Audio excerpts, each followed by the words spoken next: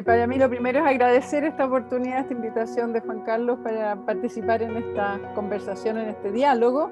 Me pidieron que hablara sobre ecofeminismo, que está referido, ¿no es cierto?, a la opresión de las mujeres y de la naturaleza. Es una respuesta a ese diagnóstico de opresión.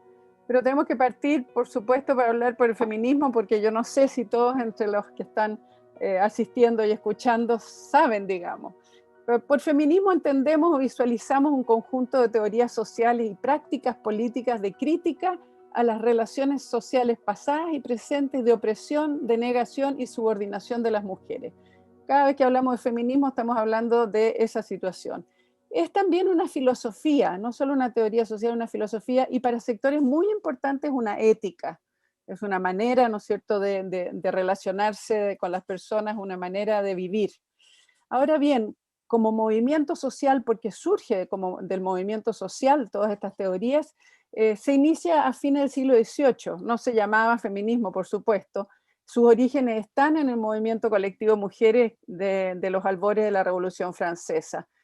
Es muy maravilloso contar, digamos, cómo se dio y cómo la gran consigna de igualdad, libertad y fraternidad, ¿no es cierto?, es lo que va a animar lo que son los movimientos feministas de inicio y hasta el día de hoy, porque la igualdad y la libertad todavía están un poco en deuda con las mujeres y la fraternidad tenemos que construirlo.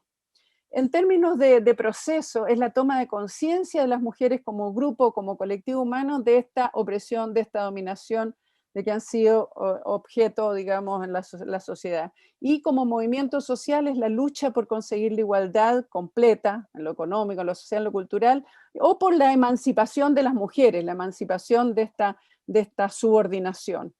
Es también la lucha por construir una sociedad en que se supere la dicotomía hombre-mujer, en que, ¿no es cierto?, sea posible visualizar un principio de realidad nuevo, distinto, más basado en las personas que en la dicotomía hombre-mujer. A lo largo de la historia, evidentemente han existido una cantidad enorme de expresiones del feminismo, si pensamos que esto estamos hablando de fines del siglo XVIII en adelante, pero los más conocidos son el feminismo de la igualdad, el feminismo de la diferencia, el feminismo liberal, que ha estado muy en boga, digamos, en estos tiempos y muy criticado, el feminismo socialista, digamos, que se desarrolló en el siglo XX en los países del área socialista, el feminismo radical, que tiene distintas vertientes, el feminismo popular, que ha sido muy interesante como desarrollo también en el movimiento de mujeres chilenas en tiempos de dictadura militar, el ecofeminismo, del cual vamos a hablar después, el feminismo autónomo, que también ha sido una vertiente política muy importante, digamos, en América Latina, el feminismo interseccional, que se mira, ¿no es cierto?, las condiciones diversas de discriminación que se relacionan unas con otras, pero lo central es la autonomía y emancipación de las mujeres como sujetos de derecho.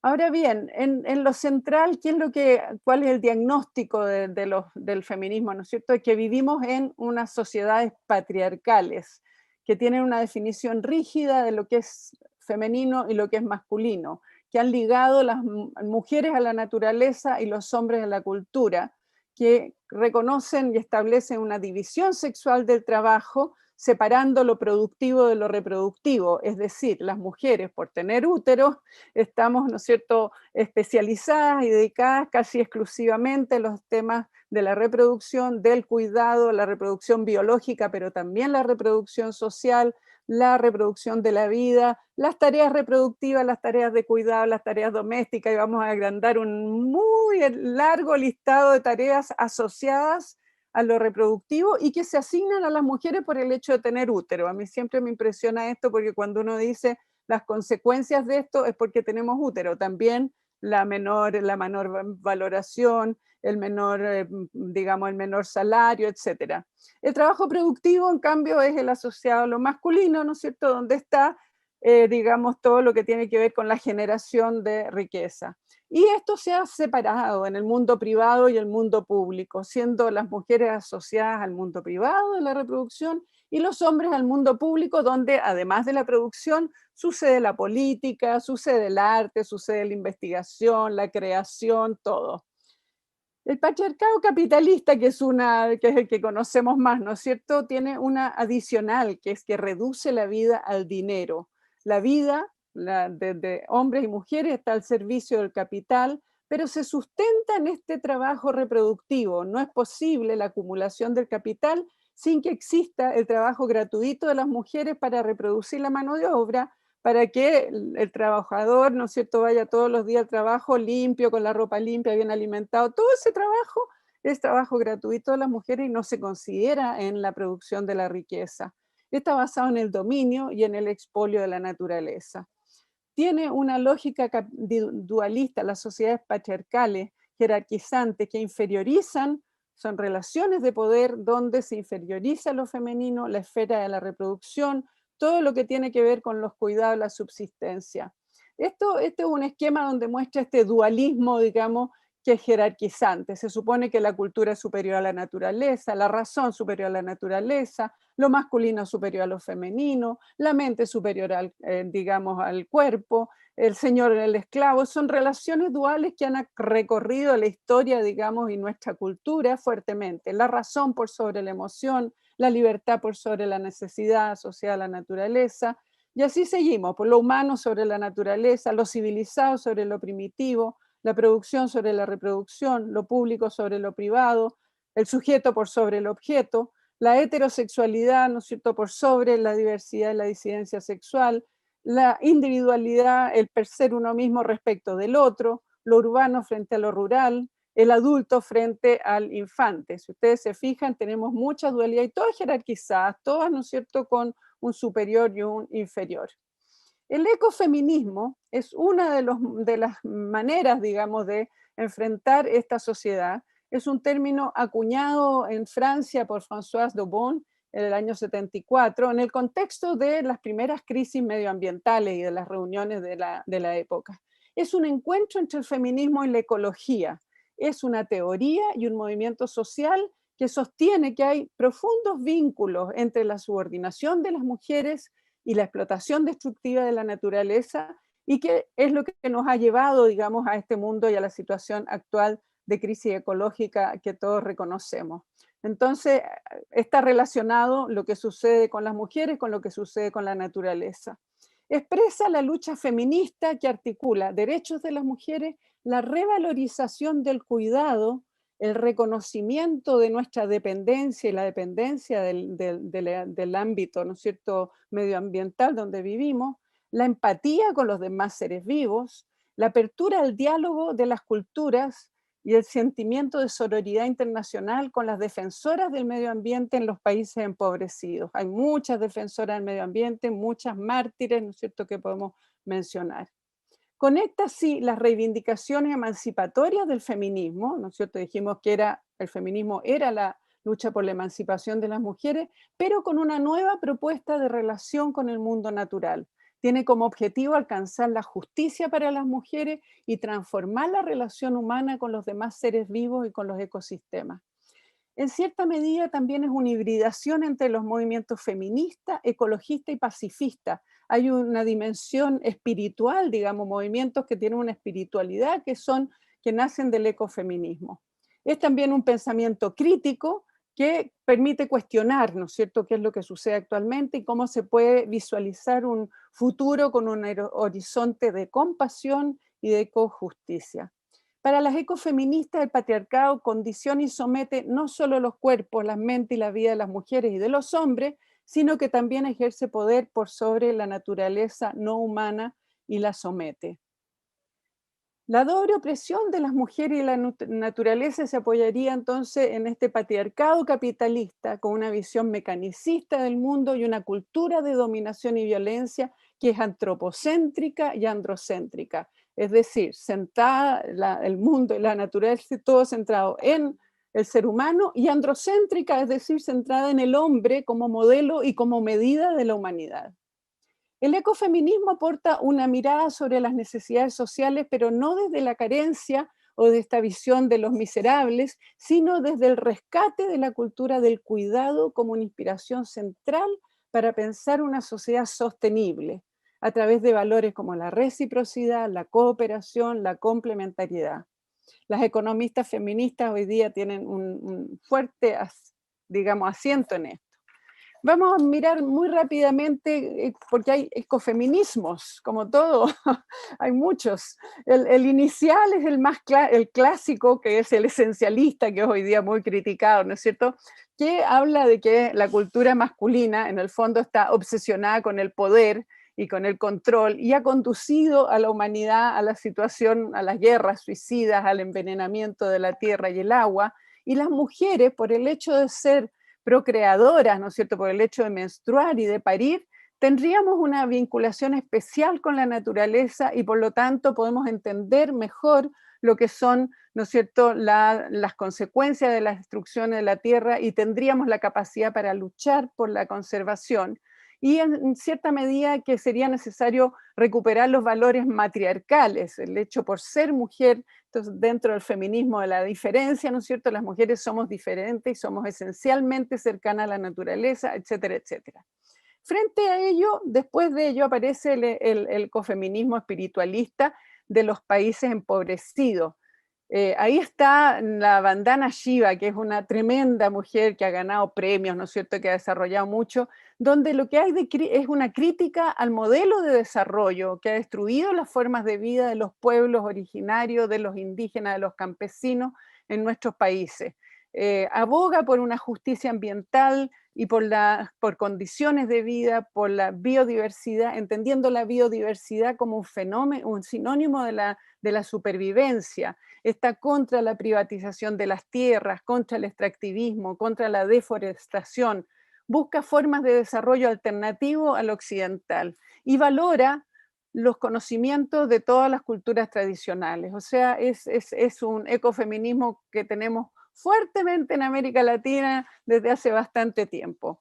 Está el ecofeminismo constructivista, que es de los años 90, donde es más ligado a lo que son las teorías, digamos, de género, donde se asimila que las opresiones de las mujeres y de la naturaleza en el fondo son gemelas, que que la mujer, el género es una construcción social, pero que no hay, que también la relación de las mujeres con la naturaleza es construida socialmente. Es decir, no hay una esencia femenina, sino que hay una socialización. El hecho de el lugar que nos asigna históricamente esta cultura patriarcal, que nos pone en las tareas de la reproducción, ¿no es cierto?, nos hace que estemos muy cercanas a la naturaleza, porque hay que ir a buscar agua, porque hay que hacer producir la tierra, porque están todos los elementos, ¿no es cierto?, del lugar que nos han asignado, especialmente en los países empobrecidos. Entonces, la cercanía de las mujeres con la naturaleza es el resultado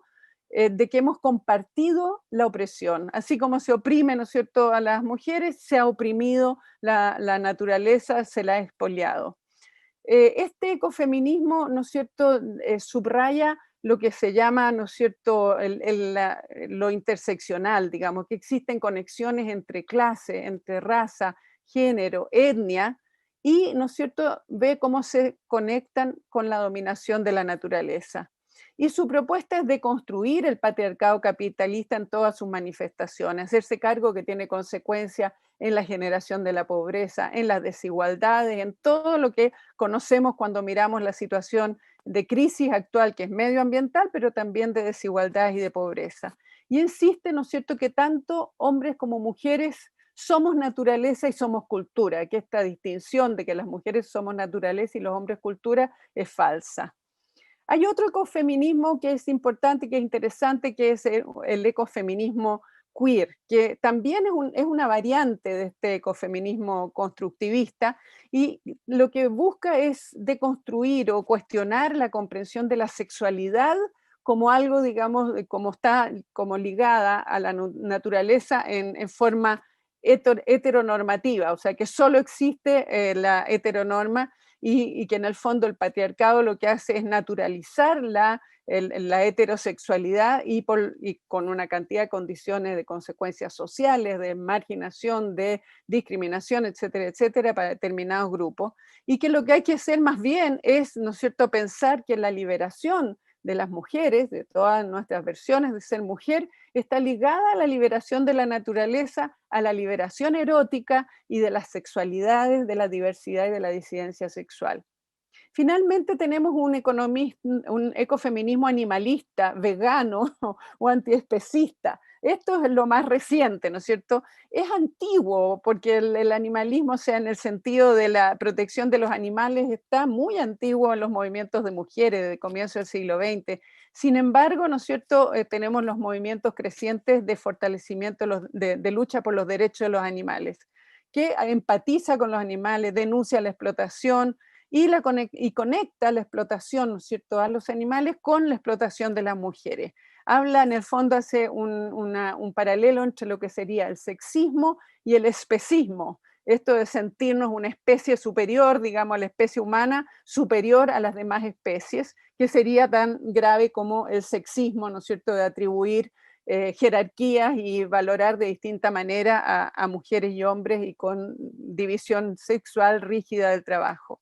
Establece un paralelo en el fondo entre la cosificación, la subordinación y el abuso de las mujeres como objeto sexual, como trabajo no remunerado, invisible, etcétera, etcétera, y la cosificación y el abuso de los animales al servicio del ser humano en todos los ámbitos de la sociedad, al servicio por la alimentación, por la ciencia, en el ocio, en todos los ámbitos, ¿no es cierto?, estaría esta especie humana haciendo uso, digamos, y cosificando a la naturaleza. Y para terminar, aquí tenemos, ¿no es cierto?, las manifestaciones, son innumerables las manifestaciones, movimientos ecofeministas. Aquí tenemos, si buscamos la igualdad, debemos considerar a todos los animales, el sexismo mata al especismo también, la lucha por la igualdad y la justicia es necesariamente feminista y antiespecista.